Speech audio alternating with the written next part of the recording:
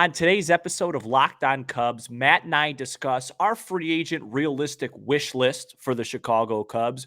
We grade one of the biggest stories of the 2022 Cubs season, Justin Steele, and Matt gives me some news and notes, and we take you into Tuesday. Come on in. Are Locked On Cubs, your daily Chicago Cubs podcast, part of the Locked On Podcast Network, your team every day.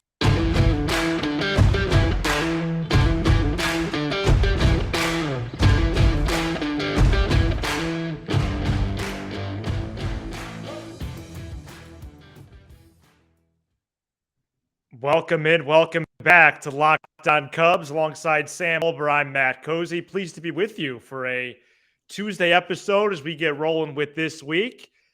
We are passionate fans now bringing the conversation with you, and we're really excited about that as we get on a roll with the offseason. As Sam said in the cold open, we do have a lot on tap, including some news and notes. We're going to grade our second player of the offseason. We graded Ian Happ last week. Please go back and check that out when you can. Tonight we'll be grading Justin Steele. Bless you. But first, we're going to be going over our free agent wish list. Now, folks, this is just free agents. Anything on trades or trade ideas, please start sending those our way. I'm not as hip to the trade market as I would like to be. What I do have, though, is a legal pad with my free agent targets, okay? And I will be keeping this pad throughout the offseason. And what an offseason this will be. Sam, how's it going over there? And let's get into it. Well, thank you for asking. It's going well. It's going well. Gloomy, chilly Monday in the city. Beautiful. Should warm up by the end of the week. And, yeah. I'm not doing great. What hoodie is that, though? I think I see a basketball player. So this is going to be Kobe Bryant, and it's going to be both him as number 8 and number 24. Rest in peace. I got this actually in L.A. almost a year ago. That's really nice. Yeah, thank you. Yeah, one of my favorite players of all time. Speaking of favorite players of all time, let's start with free agent wish list. Why don't we just go one by one? I'm not going to go. I mean, I've made it so clear on mine what it is, right. But we would be remiss not to at least speak about a certain outfielder that's about 6'7", 265 pounds that hit 62 home runs this year. Let's start right there then. Where are you with him? Because we might do a separate episode on him, so don't go too long. Where are you with him? So that's going to be New York Yankees outfielder Aaron Judge. And if you didn't know that, you might be listening to the wrong show. So Aaron Judge took the league by storm this year. He's had a good year pretty much every season that he's made it to the show. Except his rookie year.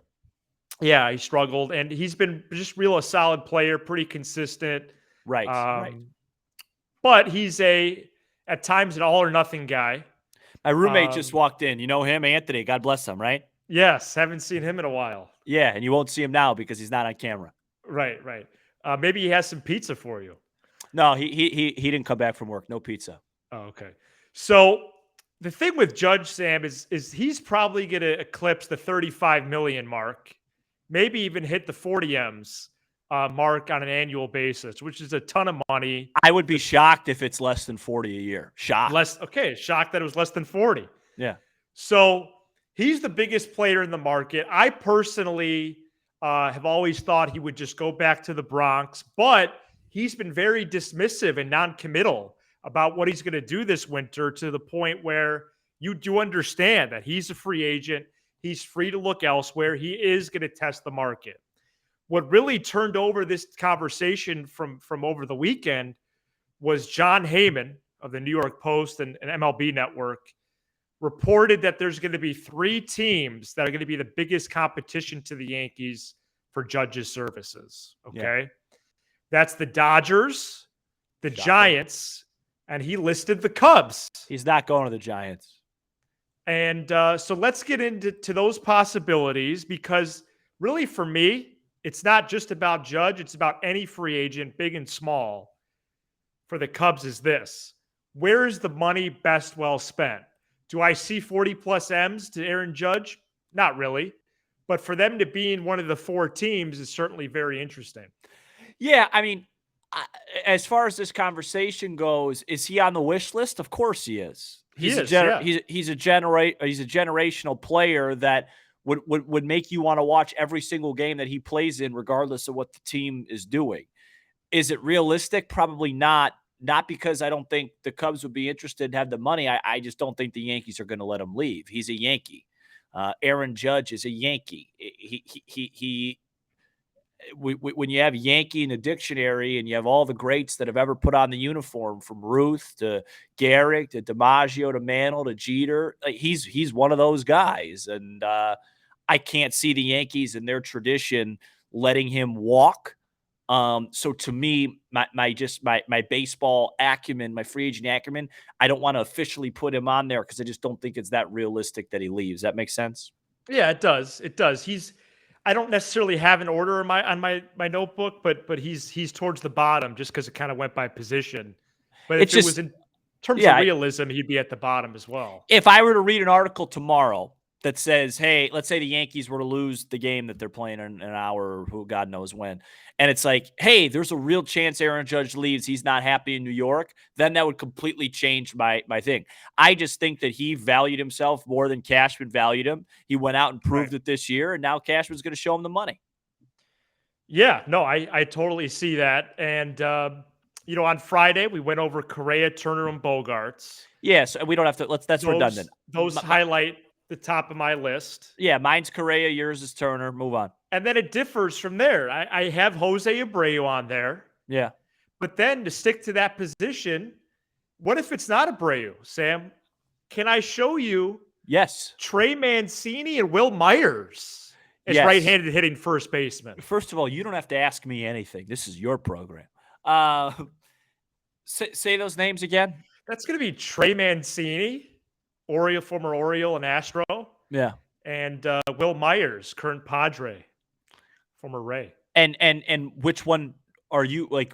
Is there one I have really them as possibilities. They're on my list for first base. Yeah, I think they provide similar substance as Abreu, but not similar production. Right. Well, I think they're both interesting because Myers has a club option, by the way. So to me, if those two were to be an option, if it were to be Will Myers or Mancini, I would still think the Cubs could be in the market for a DH because that would feel like more of a Mervis platoon. I don't have these numbers off the top of my head in front of me. Maybe I should have. But Will Myers, I believe, historically is much better against lefties, and I believe Mancini is as well. I could probably back that up here in a few. That's all right. But that would make a lot more sense as a buffer just in case Mervis doesn't work out. But those are intriguing names. Those guys make the Cubs better offensively. 100%. I just want to pull it up real quick. So filibuster for me for a little bit. Well, my list really overall is not long. It shouldn't be because it's supposed to be realistic. I only have 10 players, and 1 or 2 are not realistic if you include Judge. I also have Brandon Nimmo on my list. Right. And then I have just as we get some Mancini Myers numbers or both. Yeah, Mancini really struggled this season. Yes, he did. Trying to get his stuff versus lefties. Here's splits. Just curious here. Just bear with me for a sec. Just talk. Be a host for once. And then I have a couple center field stopgaps and Jackie Bradley Jr. I'm out on Mancini. Really? His numbers are worse this year against lefties. Oh boy. Jeez. And Will Myers hasn't played much. So yeah, I still like those names though. I still think those help the Cubs. Yeah, they help the Cubs, but maybe not as good as Abreu. And we spoke highly of him for Monday's episode. No, neither of them are at Abreu's level. And I got Jackie Bradley Jr. and Kevin Kiermaier to round out the list. And can I just say something real quick on Abreu? Just answering some comments and doing some stuff that I read. I don't think his power is gone. I just think he had a year where he got a lot more hits than he got home runs. And I think his RBIs were way down because nobody got on base in front of him. Right. Played, yeah. So my That's my my wish list. There's 10 Yeah, names. yeah. Here's my main wish list. And again, I do That's it only all hitters, by the way. I do it. I would say Correa 1, Rodon 2. I mean, if it's not, we're not talking about realistic, then yeah, Nimmo 3. I mean, that would be perfect. Right. But I think more realistically, he's going to be a veteran guy like Kiermaier. And then yeah, I mean, I've said it 100 times, and then Yes. some things around the margins, and then we'll do another episode about potential trades, maybe a potential catcher Correct. trade, maybe a potential trade off of a guy that come out of the bullpen tonight for the Guardians named Shane Bieber. We'll see. Right. No, and I agree. Do you like how I think kind of that's said that like exciting. Dr. Evil? Yeah. Shane Bieber. Bieber. What a shit. What a movie, huh? And here are my pitching targets, about a dozen. I'll just going to read them off. This is ABC order, folks. Bassett, Clevenger, DeGrom, I don't want Clevenger on my baseball team. Eovaldi. Hold on. Don't Wait, why say not? Clevenger. I don't think he's any good. Okay, then should I cross him off? Cross him off. Oh, wow. And don't say Mania either. Eovaldi, Heaney, Mania. I'll cross him off as well. What is your wish list? Just every free agent? Well, I have a lot of guys, a thorough list. Nola, who has a club option. Nola's Rodon. great. Smiley, who we know has a mutual option. Syndergaard, Tyone, and Senga. So basically any guy that could be signed on your wish list. Why Well, don't we just these get are all of all them? these are more the top level guys. They're all of them. Name me one Well, major there's free 30 agent that other you left names. off. Well, what do you mean Andrew Heaney's on Well, your no, wish no, no, list? all- What's Heaney on your wish list for? To be 75, have 75 and 87? Well, all on, of him. these names are people that I would like I think should be eligible for the Cubs to sign. No, but I'm just saying a wish list to me is like, well, no, nobody's Yeah, waking I up don't for know the Chris- term wish list. What are you going to do? Wake up on Christmas and say, please, Jed, sign Andrew Heaney. Just please. It'll put us over the top. The top of what? The third place in the Central and eating a chili in Cincinnati? You're right. I guess that's more of just the free agent list. Yeah, geez, it's not a wish list. Well, from there would be obviously DeGrom or DeGrom, Rodon or Senga. And Senga. Exactly. I think the Cubs are going to get Senga and Correa. Ricketts, just break out both of the bets for Heaney. Uh-huh. Oh, wow. You really having a field day with that? Wait, you don't want the Cubs to get Nathan Eovaldi? I wouldn't put him on my wish list. Oh, no. In your defense, listen, Andrew Heaney didn't have a horrible year this year, but geez. No, he was good this year. Drew Smiley's going to be that guy. He's not a, yeah, I guess wish list, I really took that a little bit too far. All right, let's move on. We are going to get to a player the Cubs do have, Justin Steele.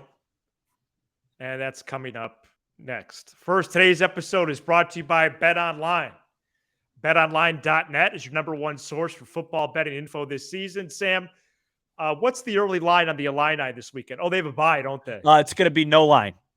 So let me give you the line for the Iowa Hawkeyes. Can I guess? Yes, Can I yeah, guess? Ohio State. I'm going to say they're 4 touchdown underdogs. They are. They're minus 28. Find all the latest player developments, team matchups, news, pods, and in-depth articles and analysis on every game you can find. And as always, BetOnline remains your continued source for all your sport wagering info with live betting and up-to-the-minute scores for every sport out there. The fastest and easiest way to check in on all your favorite games and events, including MLB, MMA, boxing, and golf. Head to betonline.net or use your mobile device to learn more. BetOnline, where the game starts. And if you are betting in a couple of weeks, obviously, I don't know, sometimes it's hard with Illinois, but for the first time since 2001, Illinois football and basketball ranked in the top 25 at the same time. Carry on. That is really cool. Yeah. I think that's great. And I think, by the way, that shirt, you look beautiful today. Thank you very much. You're welcome. I don't think anybody would have bet on Justin Steele's 2022 campaign. Final numbers for the left-hander who pitched, you would call it his first full season in the bigs, right? He pitched mostly out of the pen in 21. Final numbers in 24 starts, 119 innings pitched, 3.18 ERA, 1.35 WHIP, 126 punch-outs. Provided a major boost in the rotation, took a lot of fans and observers' attention that we didn't otherwise expect. I would say he's firmly the number 3 pitcher in the rotation, but he pitched like an ace at times in 2022. Yeah, I would say until they make a move, he's number 2. He's number 2 until they make a move. Yeah. First of all, before I give the grade out, I'd like to give you some credit because you were on Justin Steele even before we had a program. Thank you so much. And I wasn't. I wasn't on Justin Steele. Right. I loved his stuff. I thought he could be great out of the bullpen. I didn't see him as a starter. My grade for Justin Steele this year is the only absolute 100% flat A on the Chicago Cubs. He gets an A. It's a flat A. The only reason I wouldn't say it's an A+ is he didn't pitch more innings, but for him, that was as many innings as he could pitch. Whereas Hoerner could have played more games, right? He just was injured. So to me, for Steve, it's a flat A. I learned so much about him. I don't know where to start. I'll start with just the stuff. He's one of those guys. He reminds me a little bit, and not in repertoire. I might have said this on the show already, but not in repertoire, but in when I watch and what I take away of Tristan McKenzie on Cleveland, in the sense that it doesn't look like he's doing anything crazy, but guys just can't square up his pitches, right? And then towards the latter half of the career of his season, he added the strikeout, which I was always skeptical of. He was starting to strike guys out. He's a dog on the mound. He loves it. He competes his tail off. He wants to be great. The other thing with him, I would say, just for improvement wise, but I think it's going to come because this was his first full year as a starter in the big leagues. Just trying to be more efficient, go deeper in outings. But that comes with growth. Like this year is a flat A. Absolutely. Yeah. Very high marks for Steele. Definitely in that mid-90s percentage range if this was the classroom. And, I think when you talk about a pitcher's stuff, Sam, I look at the eye test and him as a competitor obviously comes into play there, but he was really just a joy to watch. He was appointment viewing for me. I'm really excited for him to even take that next step and be a part of the next great Cubs team, because you better believe he's firmly in their plans. And you better believe at this time next year, he will be pitching in the NLCS. Oh, wow. And okay. That's bold. Well, occasionally I'll throw stuff in there. Maybe Yeah. it's a performance. Maybe it's real. Okay. I really like that this is a homegrown pitcher. This was somebody that Mississippi was not on prospects lists. Yeah, he's from Mississippi. Just all high marks. I'm really optimistic about him because he actually did, if you dig into it a little bit, he did finish the season healthy. It was just a matter of him that they just said, hey, you're not going to pitch. They're managing him. Yeah. What type of target innings would you say for next year? Do you think about 150, 160? 160, 165. Okay. I mean, hopefully they're playing postseason baseball, so hopefully it's beyond that. They'll definitely will be like a Shane McClanahan type, like skip a couple starts IL situation at some point, whether he's hurt or not, if they are on a playoff pace, because they'll want him to pitch in the playoffs. I mean, you could just tell me, just by me saying that's how high I am on him. I think he's really tough. Yeah, I think very highly of him. And we're going to have more grades as the week goes along with position players and pitchers. And we'll see how that all shakes out. List your grade down below. That's what I was just going to say that. Okay, Johnny, relax. Please. What a talent Johnny Carson was, huh?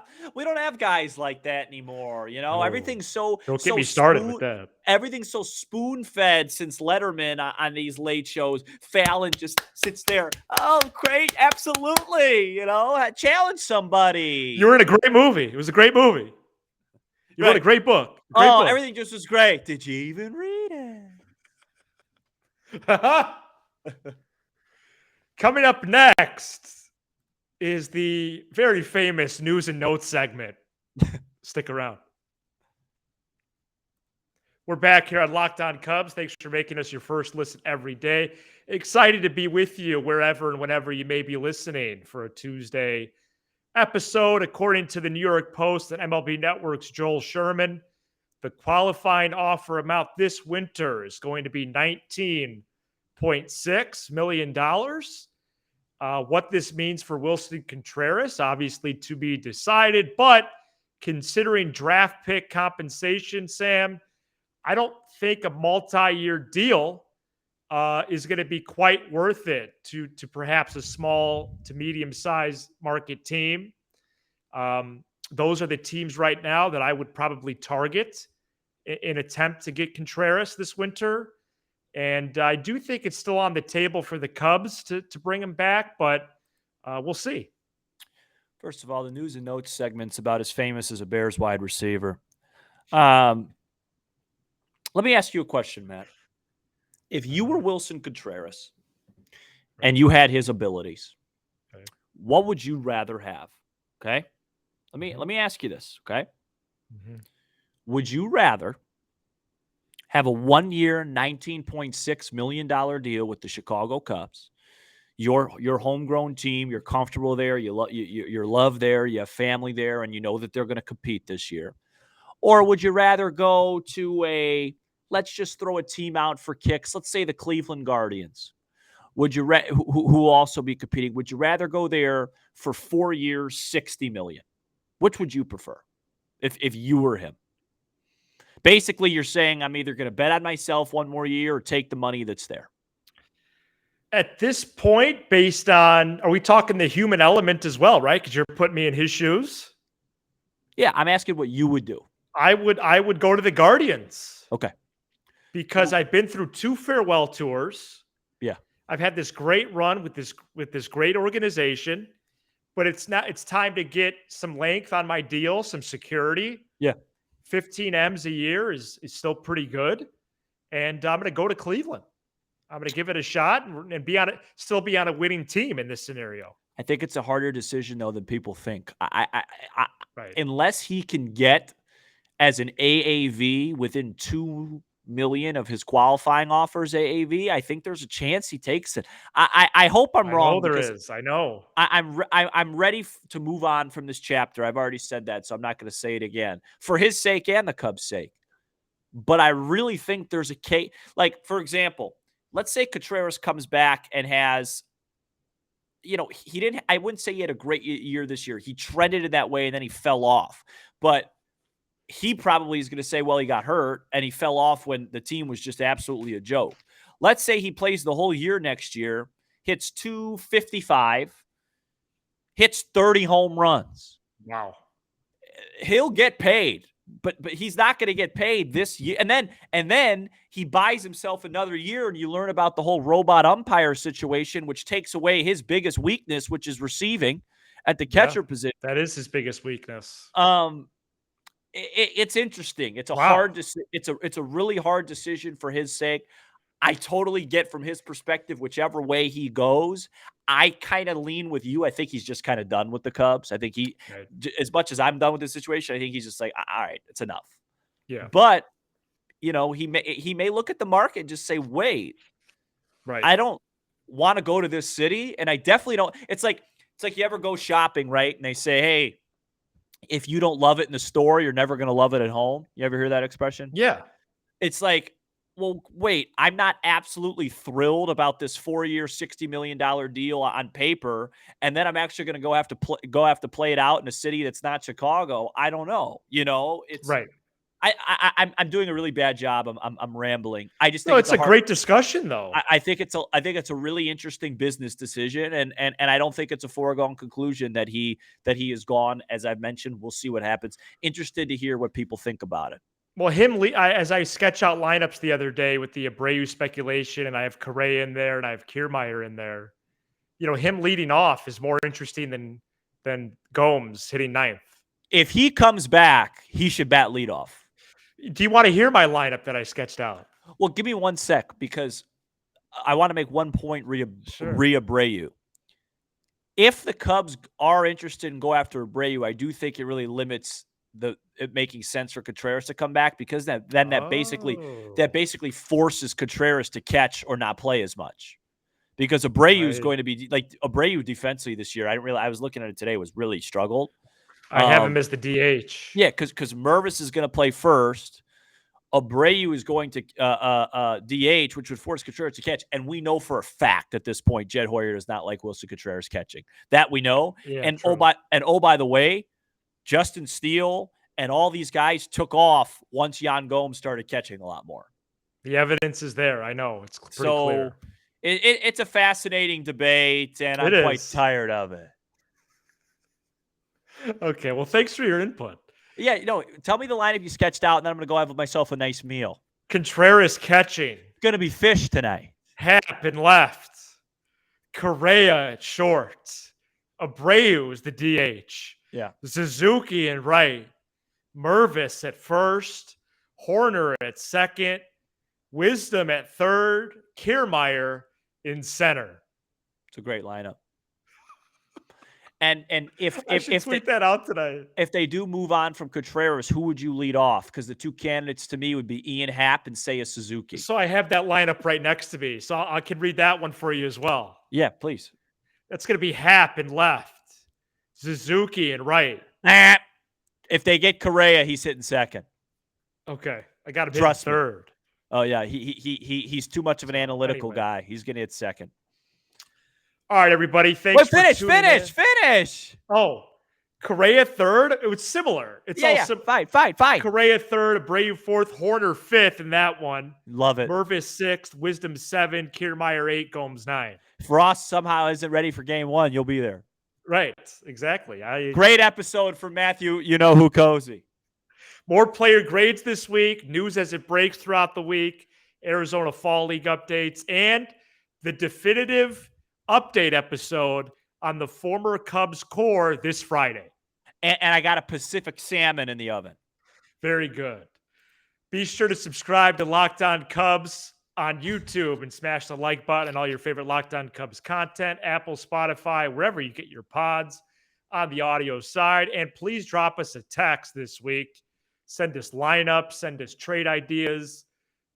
Just tell us how your day is going. 312-834-4634. Thanks for making Locked On Cubs your first listen every day. Now make your second the Locked On MLB podcast. We'll see if Yankees Guardians plays tonight. If it is, Paul Francis Sullivan, call him Sully. We'll have all of your coverage and more on Locked On MLB. For Sam Olber, I'm Matt Cozy. This is Locked On Cubs.